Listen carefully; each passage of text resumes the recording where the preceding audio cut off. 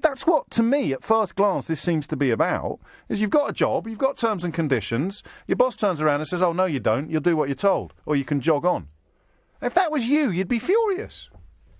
And I'd be furious on your behalf, and lots of people would be furious on your behalf, and they'd all be completely ignored by the mainstream media and called communists by the usual suspects. It's like the taxi drivers, and guys, girls, you know I love you, and you know I love what you do, and you know I'm sticking up for you every chance I get. But you're not exactly at the front of the queue when it comes for sticking up to everybody else, are you?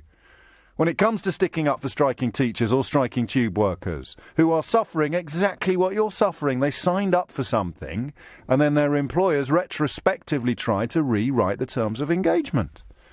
Firefighters, with regard to their pensions and their fitness tests. Teachers, with regards to their pensions and their work-life balance, their working practices. Taxi drivers, with regards to the simple, inalienable fact that they are supposed to be the only people on British roads allowed to charge their passengers according to a meter. And they're not anymore. Unbelievable.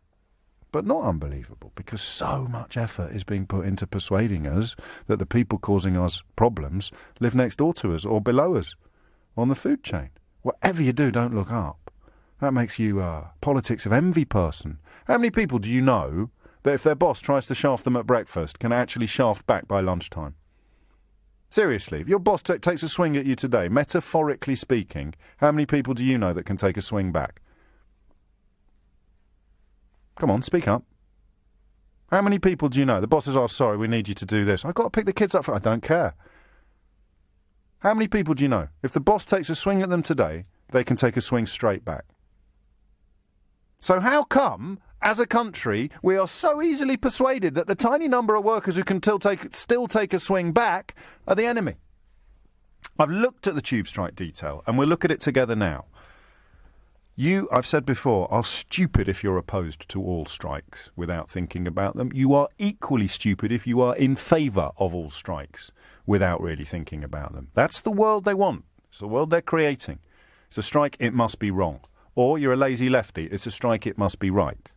Now, I don't know for sure who's in the right and who's in the wrong on this, but I know historically I wouldn't trust Boris Johnson as much as I would if I was married to him. OK? Tube drivers don't necessarily strike me as people dedicated to the destruction of this city or people who put their own egotistical self-interest above that of their passengers or voters in the case of the mayor. So I don't know who's got their right on their side on this one. I'm leaning towards the drivers, but that might be a result of my prejudices and principles. What I really don't know is how we have ended up hating people who can still take a swing back at their boss. We've been reduced to craven, forelock-tugging peasants who have to do what we're told because if we don't, well, there's someone else who'll take the job, or you can get something else to do, or you're indulging in the politics of envy, or you're a champagne socialist.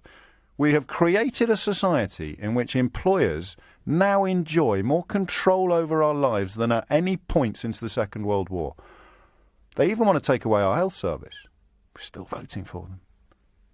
We've created a country in which when the boss says jump, you can't say no, you can't say yes, you can only say how high.